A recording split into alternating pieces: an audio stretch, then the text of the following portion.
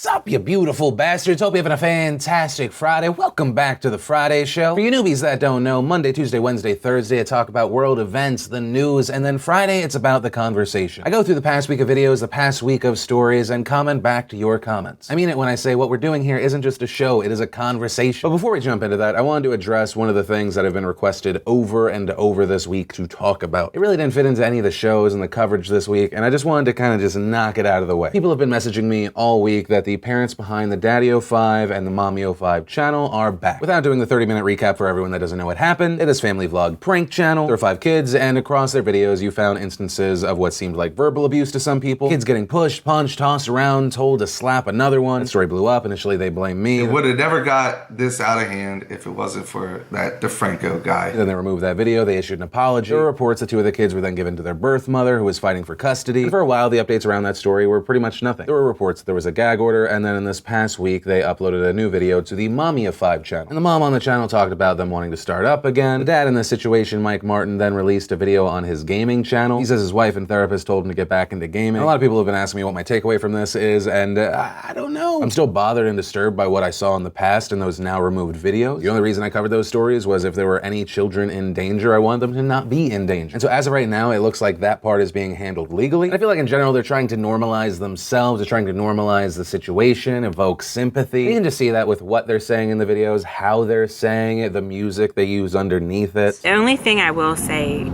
is trust is a liar's most useful tool. We go to movies, we hang out,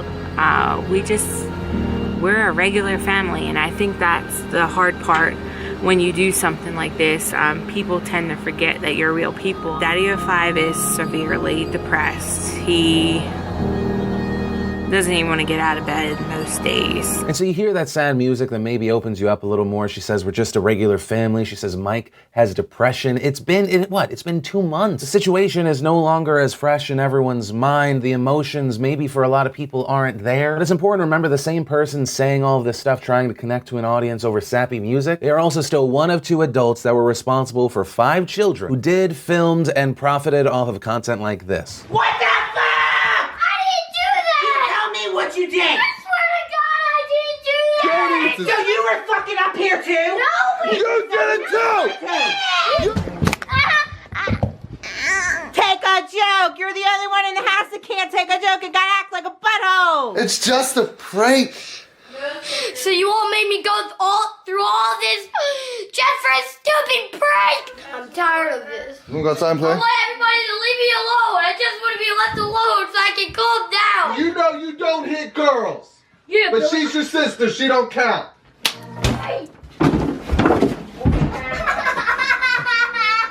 And that's just some of it. It's been 2 months since their apology video. They have all those videos with the kids taken down still. And ultimately, I'm not really sure how to feel. It's weird seeing them online again. I don't know if I'll ever be able to see them in a different light than the hours of deleted videos we're able to bring in and research. Their audience in general, I think, is going to be accepting of them, excited that they're back. Which, side note, hello to the DO5 fans who have come to this video to hit the dislike button. Also, a special tip of the hat to the DO5 fans who have sent threats my way. So sweet of you. But we'll see what happens. They have a moral dilemma and a legal dilemma to get past. But all of that said, as of right now, there's really no other reason for me to cover this story unless something else happens with the legal battle. And of course, if there's an update there, it involves the safety of children, we'll cover that. And all the other parts of the story doesn't really make sense for us to talk about on the show. And with that said, let's jump into the Monday show. Monday, we had the president posting a meme and the internet blowing up about it. And now this nerd update, the Kendall and Kylie Jenner backlash, and Chris Christie's Beachgate. On the Kendall and Kylie story, D wrote, I don't think the Jenner sisters meant anything with that design. They are too stupid to think of anything other than money. Justin HD wrote, I seriously doubt the Jenner girls put enough thought into those shirts for them to be considered offensive. I just don't think their brains are capable of forming any of the ideas you brought up. And Ben Leshley wrote, Jenner sisters, we're sorry that we pushed our luck so far and people called us out for the shameless money grubbers we are. We'll stop for now until we find something else to steal and profit from with our insane fan base. And that's actually not too far off base right now. I mean, just in the past month, like not even past 30 days. This is the second time that Kylie Jenner has been in a controversy where they have been selling stuff that other people said was theirs. In the case of using Metallica, Tupac, Biggie, it is defensive. definitive, but just back in June, Plugged NYC said Kylie Jenner ripped off their brand. That company did camo 2 pieces, other stuff. Reportedly, they had actually worked with Kylie Jenner, worked with her people, sent clothes to her, and then boom, out of nowhere, Kylie Jenner launches crop tops, 2-piece camo pieces. But to that, I would argue, like many other people on the internet did, Destiny's Child did that shit back in, wow, 8 years ago. 8 years ago, the outfits they wore in Survivor. On Trump and CNN, Good Girl 140 wrote, "Am I the only person that actually thought it was kind of endearing that Trump posted that meme? I always feel politicians are so humorless and out of the loop, and this move was actually kind of refreshing." Well, Gigi, the point you actually made there, I think that's part of the great divide. There are many people that love when Trump does this, whether he's bashing on the media or he's shit posting. He swapped out wit for spit. He makes attacks personal. And for a good number of people, that is relatable. On the other hand, you have people that say what he does is beneath the office of the president. It's disrespectful, it hurts the way that Americans view this country and the world views this country. It's crude, rude, and he's leading this country down a horrible road. But that's in general how counterculture works. The only reason we have Donald Trump is we had Hillary Clinton and Obama. And the only reason we got Obama was because of Bush and Cheney. The more I think about it, the more I feel like if those who came before had not been there, we would not have gotten who we had got. This, I think, for several generations is the biggest swing of the pendulum. And so I think that's why we're seeing this great divide. Exabyte wrote, "I don't think that the intention of the video was to encourage violence against CNN, but some Trump supporters are taking the video too seriously and harassing the CNN reporters, which isn't okay." So I will say I have personally seen a few examples of this, and I want to go on the record. If you're going to criticize journalists, hosts, researchers, writers, whoever, that is fine, but the moment you go into harassing, the moment you go into threats, you can go fuck yourself. You can quote unquote beat them up with facts, drop them with a good argument, but the moment you cross that line, your argument is null. And what I really hate is it feels like the extremists on both sides slowly make the other side a little bit more extreme, bringing more and more into the fold every day. Bob Leonard wrote, "The reality of the situation is there is an element of the population that loves violence, drama, and chaos. Trump will always appeal to them no matter what. Donald Trump is the perfect candidate for everyone who votes with their middle finger." Yeah, and that's why in the past I referred to Donald Trump as the disruption candidate. There are people voting for Trump because they believed in what he was saying, but then there were also people who felt like the system had failed them. Voting Donald Trump for them was lobbing a hand grenade into the government. The government they thought had forgotten them, or at the very least was failing them. And the more and more I talked to people, the more I heard that one of the biggest reasons was no matter what, they didn't want to in general vote for anything that seemed remotely the same as what they had experienced over the past 8 years. Then we had the Tuesday show. Tuesday we talked about German social media censorship and the heartbreaking Charlie Gard situation. On the Charlie Gard situation, we have Cheyenne who says, "Phil, I love you, but I agree with lots of people right now that you're applying American values a bit too much to other countries and not paying enough attention to local context. A big part of the reason why the hospital didn't want to send the kid to the States is that the treatment is literally experimental. It hasn't been fully tested, so it probably wasn't going to work, but the parents and kid would have gone through hell for nothing. And the not letting him leave part was out of fear that the parents would run off to the States regardless of the judgment. It's very uncomfortable, but if you look at it like that, it makes sense." And to that I say, I understand where you and those people are coming from. But I am applying what you're calling American values, I call just at least my own values to the rest of the world. And when I'm giving my opinion, I will continue to do that, not out of disrespect for another culture, but because I think that people deserve certain rights. Even if you take away the possibility of that family going to the States for that experimental treatment, which even the person that is involved there that would administer the therapy says that it could be futile. If you take that away, and I hope that this isn't just an American mindset,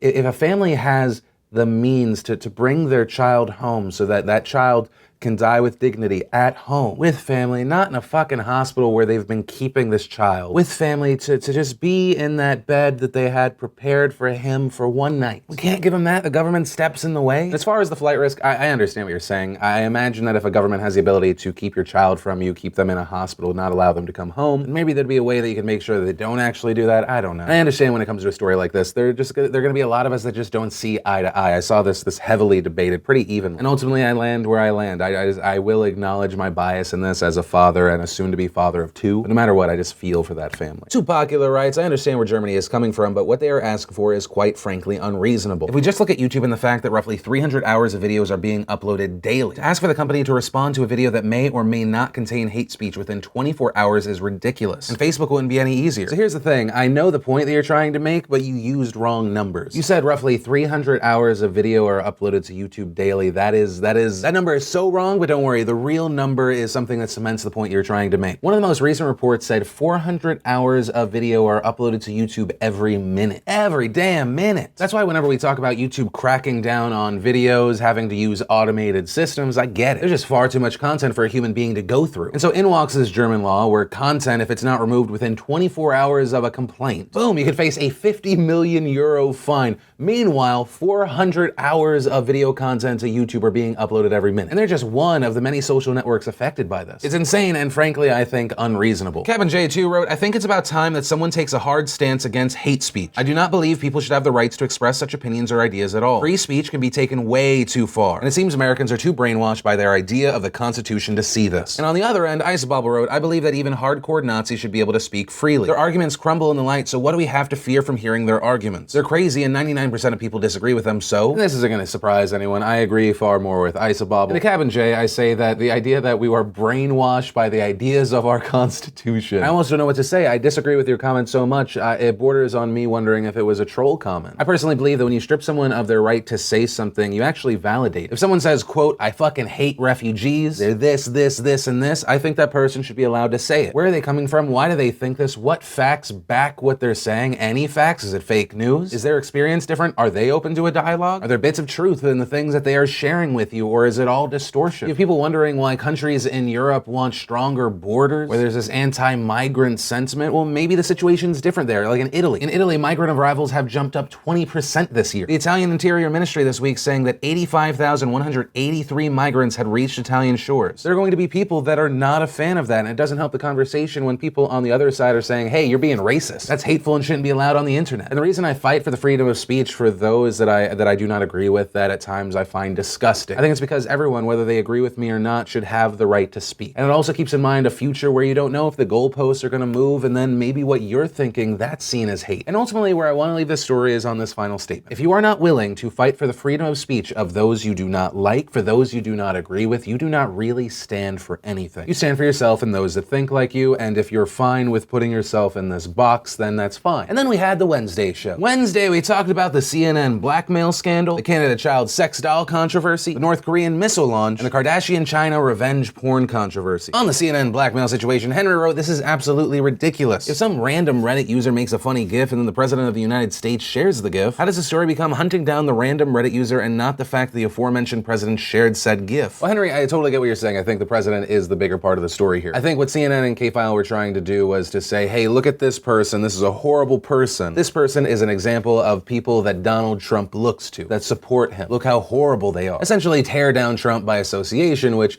if the media had been paying attention to the past year and a half, they would realize is ineffective. Josh Chung wrote, I love how the CNN defenders are all like, he's not 15, he's in his 30s. Like that changes the fact that CNN illegally stalked and threatened a private citizen to censor his free speech. Well, Josh, I don't think it negates what CNN did here as if that like dismisses everything. If anything, I think it raises a very valid point. There seemed to be no information online that said that this guy, Han Asshole Solo, was 15 years old. The earliest places we could find someone saying that he was 15 was on 4chan, but then all of a sudden, without seemingly definitive proof, we had a lot of right-wing sources saying 15 years old. One of the Trump sons hitting the 15-year-old narrative. And a lot of these people are also people that shout, CNN is fake news. It doesn't negate what CNN did, but it does raise a very valid concern. A child sex doll story, I find it funny, wrote, of course it's messed up ordering the kid-sized doll. There's no questioning that. That guy is a sicko, but sadly he hasn't broken any laws. Give the sick fuck their dolls instead of tempting them to do so much worse to actual humans. Well, here's the thing. This happened in Canada, so it is under Canadian law. And according to Canadian law, child pornography means a photographic, film, video, or other visual representation, whether or not it was made by electronic or mechanical means, and the dominant characteristic of which is the depiction for a sexual purpose of a sexual organ or the anal region of a person under the age of 18 years. And B, any written material, visual representation, or audio recording that advocates or counsels sexual activity with a person under the age of 18 years old, that would be an offense under this act. So it's being argued by many that the sex doll, especially the way that it is listed on the website, that would break the law in Canada. But that also means that if you made some hentai with an underage child, that would also be considered child pornography, even though there was not a human being in it. But of course, none of that changes the question I had from that video of what do you think should happen. Right now, we're talking about where this stands legally in a country. And in general, most people were responding to the question as I stated, which was really just a moral question. No matter what your opinion, I'm very fascinated to see what happens with this case. And then let's talk about the Thursday show. Thursday, we talked about the outrage of that woman who peed on the American flag, the supposed racism at a baseball game, our Bamf and D-bag of the day, and the music festival in Sweden where men are banned. Now before we get started, I want to issue a small little correction here. Yesterday when talking about the bartender from Long Island, I said she was 32. It turns out she's 22. That's what several sources said. I figured she just looked really good for her age, but I was wrong, so I want to apologize. I also say to you, ma'am, please don't also put me in a chokehold. Not a pretty crier. On Mrs. Land's peeing on the flag, Jeff Morris wrote, so let me get this straight. An anarchist saying fuck America is claiming freedom of speech. I support her right to do so, though it did anger me. But her right to do so is protected by the government she doesn't want. Where is the logic in that? Yeah, Jeff, the freedom of speech protects stupid people too. And I was very much in the same boat as you. It did anger me, but I think that it's her right. But that's also the beauty of freedom of speech. We get to see all the flaws in someone's argument. Then you can also tear down arguments with your own freedom of speech. And the big point to understand about the freedom of speech is that it's that you're technically allowed to say it, but you're not free from the reaction and response of what you throw out there. People will have a reaction. If it's horrible enough, maybe you'll lose your job. It definitely does not validate threats or violence. But yeah, that's where I'll leave that one. I always get shit for flag burning or now flag peeing videos. And it's from both sides. Some people say, no, fuck you, Phil, under no circumstance should this be allowed. On the other end, it's people saying, oh, you stupid fucking Americans, you care so much about a piece of fabric. A flag, get over it. But whatever, there's no winning on the internet. On the Women's Only Music Festival, Katarina said, so on the female-only concert, instead of it, they should up security and come up with stronger consequences. But this is just wrong as a whole, and it sends a lame message. And it isn't any different than when men took female rights. I think the more we divide each other, the further we are from understanding and accepting each other. Patreon wrote, saying that the correct response to sexual assaults is banning all men is no different than saying the correct response to suicide bombings is banning all Muslims. Well, that's actually a really interesting way to look at it. After the Manchester attacks, several of the attacks in Europe, why is it more accepted there to say those are just the few extremists and that's not representative of the whole? But over here, there were 4 reports of rape at an event that had 45,000 tickets sold. On top of that, there also were 20 reports of sexual assault. We don't know the number of perpetrators, but we know the number of victims. Why does that spawn an event that excludes men entirely? Obviously, we're talking about things on a different scale and it's not completely apples to apples, but it's a very interesting argument. And so I pass off their statement to you. What do you think about that? Do you think it's a good argument or no? Is it the same thing or no? I think that's actually where I'm gonna end today's show. I wanna thank all of you beautiful bastards for another fantastic week. Whether you were just watching here, you were commenting, liking, sharing, doing all the good stuff, even supporting over at DeFrancoElite.com. But with that said, of course, as always, my name's Philip DeFranco. You've just been filled in. I love yo faces and I'll see you Monday.